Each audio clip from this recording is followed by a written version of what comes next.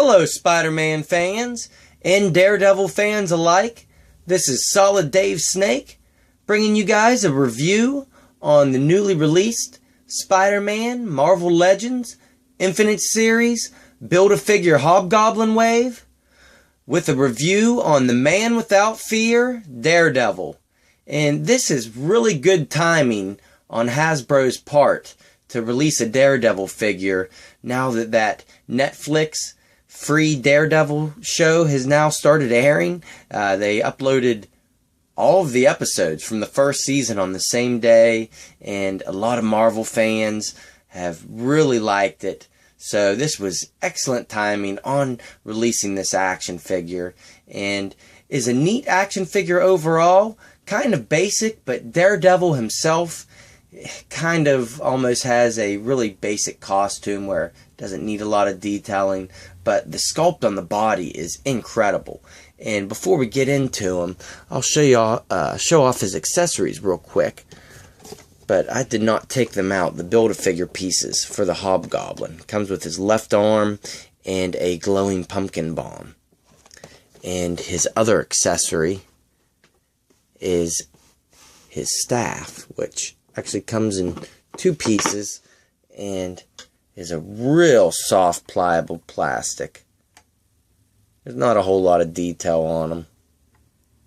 It's just white with these 3 notches on both ends, and you can see one end has a peg while the other has a hole to insert that, and then you can make it a longer staff. And one nice thing about this is it also fits in this pouch right on his left hand hip, so you can put both pieces in there, although that one with the peg will stick up slightly further unless you match them up like that. And even this holster for his batons is movable, and you could remove it if you really wanted to, but as you can see, I can slide it down the leg and back up. And it's got some pretty neat detail on it. No color variation, but I like the actual buckles here. And this is one big complaint with Hasbro Marvel Legends. They really don't paint the small details. Like, these buckles should be painted silver or something, but they never really tend to go the extra mile with paint detail anymore. But from head to toe, I do like his head sculpt overall. I thought they did a good job with painting those eyes a little bit of a different color than the mask. Almost has an orange tint to the red. And they did a good job with the flesh tones, little horns. And the double D's turned out nice on the chest. I like how that turned out for me. One little imperfection on mine is right on his nose. Some of that skin tone bleeds up into the mask area. Let me get a little closer. Maybe you can see that.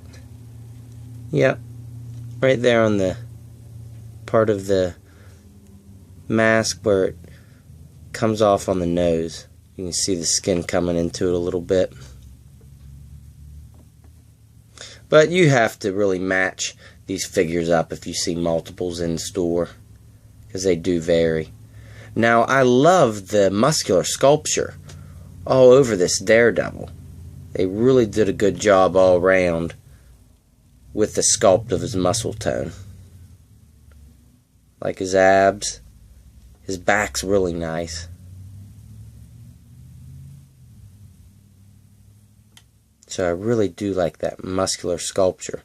And the only part of paint that I do not like on this figure is right on his forearm where the gloves match. Since it is not a red plastic like his hand, it is this lighter red over the blood red.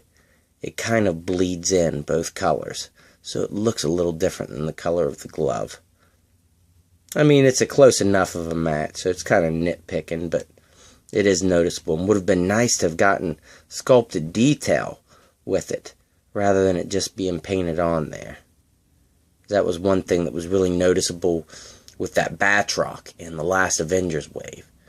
the painted parts where there should have been sculpt. But the colors match up nice down here because it is a separate plastic color, basic plastic color. And this belt of his is movable. You can raise it up to hide that cut there at the waist.